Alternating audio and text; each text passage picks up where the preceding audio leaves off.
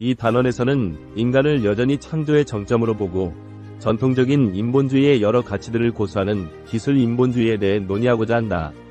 기술 인본주의는 우리가 아는 형태의 호모 사피엔스는 역사의 행로를 완주했으며 미래에는 할 일이 없다는 데 동의하지만 바로 그것 때문에 우리가 기술을 이용해 훨씬 우수한 인간 모델인 호모 데우스를 창조해야 한다는 결론을 내린다.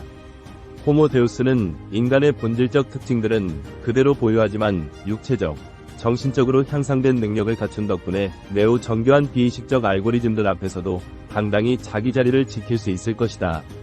지능이 의식과 분리되고 있고 비의식적 지능이 무서운 속도로 발전하고 있으므로 인간이 이 게임에서 밀려나고 싶지 않다면 인간은 마음을 업그레이드하는 일에 적극적으로 나서야 할 것이다. 기술 인본주의는 인간의 마음을 업그레이드해 우리가 알지 못하는 경험과 의식 상태에 접근하려고 한다. 하지만 인간의 마음을 개조하는 것은 엄청나게 복잡하고 위험한 일이다. 게다가 우리는 마음의 완전한 스펙트럼을 알지 못하므로 마음의 목표가 어디에 맞춰져 있는지도 모른다. 빛과 소리의 스펙트럼이 인간이 보고 들을 수 있는 범위를 훨씬 넘어서는 것처럼 마음의 스펙트럼도 보통 사람이 인지하는 것보다 훨씬 넓다. 이처럼 마음의 스펙트럼이 무한할지도 모르면서 과학은 지금까지 그 가운데 아주 작은 표준 이하와 이른바 위어드라는 두 구역만을 연구해왔다. 과학자들은 건강하고 표준적이라고 간주되는 사람들의 마음 상태를 연구해왔는데 바로 이 서구의 웨스턴, 많이 배우고 에듀케이티드, 산업화되고 인더스트리얼리즈드, 부유하고 리치, 민주적인 데모크래틱 사회에 사는 사람들을 위어드이라고 한다. 또한 최고 학술지들에 발표된 모든 논문들을 체계적으로 조사한 결과 그 논문들은 인간의 마음 전반을 다룬다고 하면서도 대부분 전적으로 위어드 표본에 대한 연구들이었다. 인본주의 혁명으로 근대 서구 문화는 우월한 마음 상태에 대한 신념과 관심을 잃고 평범한 사람의 일상적 경험을 신성시하게 되었다. 근대 서구 문화는 특별한 마음 상태를 경험하려는 사람들로 구성된 특수계층이 없는 유일한 문화이다. 근대 이후의 서구 문화는 그런 마음 상태를 경험하려고 시도하는 사람들을 약물 중독자, 정신병자 또는 사기꾼으로 생각한다. 따라서 우리는 아메리카 원주민 부족의 샤먼, 불교 승려, 이슬람 신비주의자들의 마음 지형에 대해서는 전보다 아는 것이 훨씬 적다. 게다가 이 모든 것을 전부 합쳐도 결국 사피엔스의 마음이다. 5만 년 전 우리는 이 행성을 네안데르탈인 사촌들과 공유했다. 그들은 우리처럼 우주선을 쏘거나 피라미드를 짓거나 제국을 건설하지 않았다. 그들은 명백히 우리와는 매우 다른 마음의 능력들을 지녔고 우리가 지닌 재능들 가운데 많은 것을 갖추지 못했다. 그럼에도 그들은 우리 사피엔스보다 뇌용량이 컸다. 그들이 그 모든 뉴런들로 정확히 무엇을 했을지 우리로서는 도저히 알 수 없다. 그리고 그들은 아마 어떤 사피엔스도 경험하지 못한 많은 마음 상태들을 지녔을 것이다. 의사, 공학자, 고객들이 정신질환 치료와 위어드 집단의 삶에 초점을 맞추는 한 표준 이하의 마음 상태와 위어드의 마음 상태만 연구하면 될 것이다.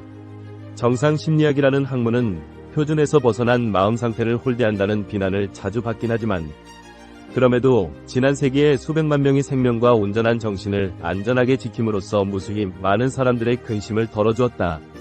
하지만 세 번째 천년이 시작된 지금 자유주의적 인본주의가 기술 인본주의에 자리를 내주고 의학의 초점이 점점 환자를 치료하는 것보다 건강한 사람을 업그레이드하는 데 초점을 맞춤에 따라 우리는 완전히 다른 종류의 도전에 직면하고 있다.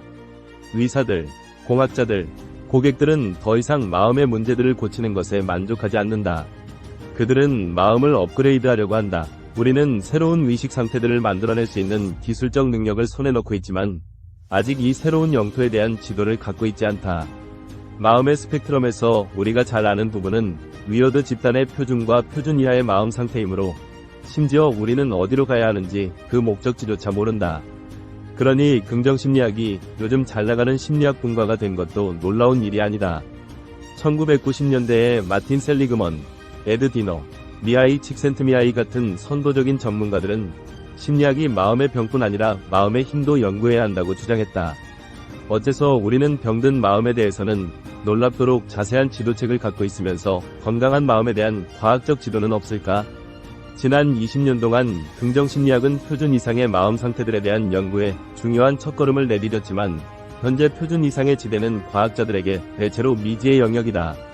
이런 상황에서 우리는 지도도 없이 무턱대고 나아가면서 지금의 경제적, 정치적 시스템이 필요로 하는 마음의 능력들을 향상시키는 데 집중하는 반면 다른 능력들은 소홀히 다룰 뿐 아니라 심지어 저하시킬 것이다. 물론 이것이 처음 보는 현상은 아니다.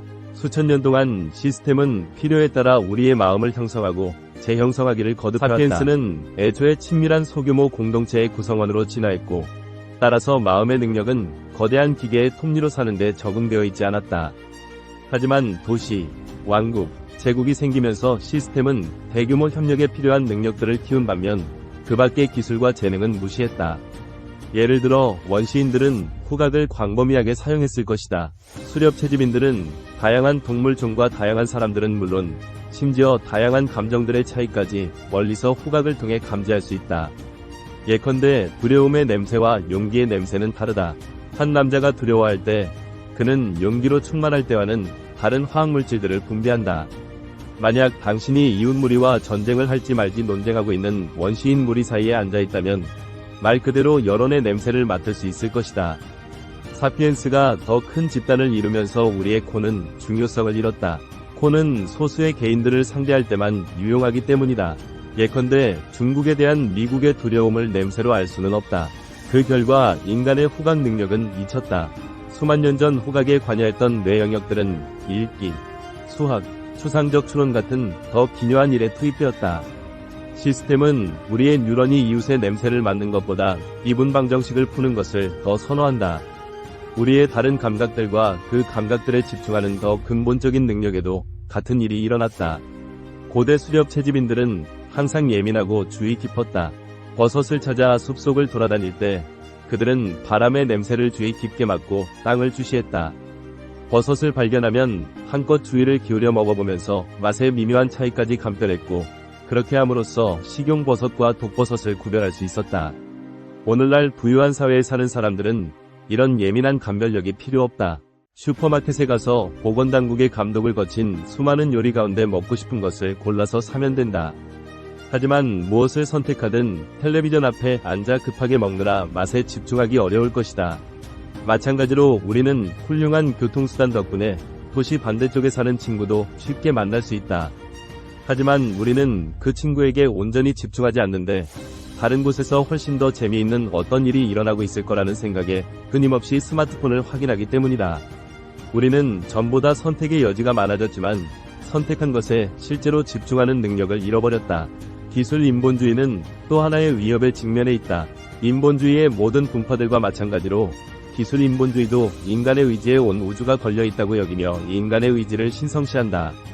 기술 인본주의는 우리가 우리의 욕망에 따라 어떤 마음의 능력을 개발할지 선택하고 그렇게 함으로써 미래의 마음을 결정할 것으로 기대한다. 하지만 기술 진보로 우리의 욕망 자체를 재형성하고 조작할 수 있게 되면 어떤 일이 일어날까? 인본주의는 우리의 진짜 의지를 식별하는 일이 쉽지 않다는 점을 항상 강조해왔다. 또한 두렵더라도 용기를 내 내면의 메시지에 귀 기울이고 어떤 어려움이 있더라도 진정한 목소리를 찾아내 그 지시를 따르라고 말한다. 반면 기술 진보의 의제는 매우 다르다. 기술 진보는 우리의 내적 목소리들에 귀 기울일 마음이 없다. 기술 진보는 그 목소리들을 통제하길 원한다. 이 모든 목소리를 생산하는 생화학적 시스템을 이해하는 즉시 우리는 스위치들을 자유자재로 조작했때에 따라 볼륨을 높이고 낮추며 인생을 훨씬 더 쉽고 편하게 살 수 있다. 우리가 내면의 소리의 볼륨을 높이고 낮출 수 있게 되면 우리는 진정한 자신에 대한 믿음을 포기할 것이다. 누구의 손이 스위치를 조작하는지 더 이상 분명치 않기 때문이다. 인본주의에 따르면 인간의 욕망만이 세계의 의미를 부여한다. 하지만 우리가 욕망을 선택할 수 있다면 무엇을 토대로 그것을 선택할까? 이 지점에서 기술 인본주의는 해결이 불가능한 딜레마에 봉착한다. 인본주의는 인간의 의지를 우주에서 가장 중요한 것으로 여기므로 의지를 제어하고 재설계할 수 있는 기술을 어서 개발하라고 우리를 독촉한다. 세계에서 가장 중요한 것에 대한 통제력을 얻을 수 있다니 얼마나 매력적인가? 하지만 막상 그런 통제력을 갖게 되면 기술 인본주의는 그것으로 무엇을 할지 알지 못할 것이다. 인간의 신성한 의지가 또 하나의 맞춤 제품이 될 것이기 때문이다. 인간의 의지와 경험이 권위와 의미의 궁극적 원천이라고 믿는 한 우리는 그런 기술들을 제대로 다룰 수 없다.